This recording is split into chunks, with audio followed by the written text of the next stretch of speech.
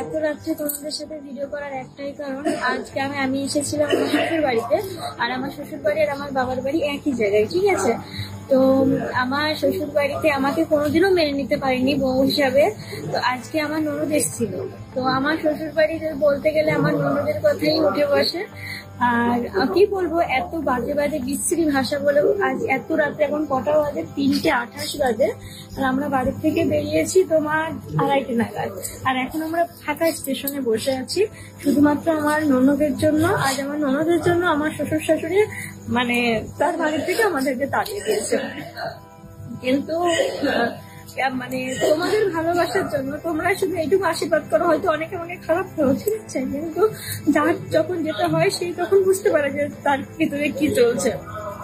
তাই তোমরা আশীর্বাদ করো যেন আমি একটা যোগ্য সম্মান নিয়ে আমার শ্বশুর বাড়িতে আবার ঢুকতে পারি। আর এত রাত্রে যখন আমি বাইরের থেকে আসছিলাম, আজ যেহেতু পুলিশের ঘরে, তো আমি ভিডিও করি বলে না, সত্যি কথা বলতে যে আমি কিছু কিছু মানুষের কাছে এতটা সম্মান পাবো আমি কখনো ভাবিনি। তো আমাদেরকে পুলিশ ধরতে গেছিল, যে হয়তো ভাবছে যে আমরা চুরি করে চলে আসছি। তো আমাদের একটা দাদা ভাই আমাকে চেনেন, যে আমি ভিডিও করি। তো আমি অসংখ্য ধন্যবাদ জানাচ্ছি দাদাটাকে, যে তুমিই বললাম যে এতটা সাপোর্ট করে এতটা রাত্রে, যে আমাদেরকে ছেড়ে দিলে। মানে কি বলবো, মানে ভাষা খুঁজে পাচ্ছি না। শুধু একটাই কথা বলবো, যে নিজের মানুষটা যেটা করেনি তোমরা করেছো। Thank you so much.